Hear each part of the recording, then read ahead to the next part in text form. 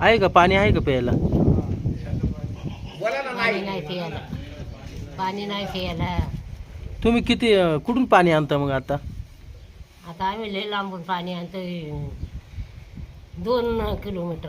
2 kilometre वरून हा, दररोज आणावं लागतं का पाणी? मग आता दररोज नाही, मग आता काय करायचं. ते नळाची पाईपलाईन आली नाही का तुमच्याकडं?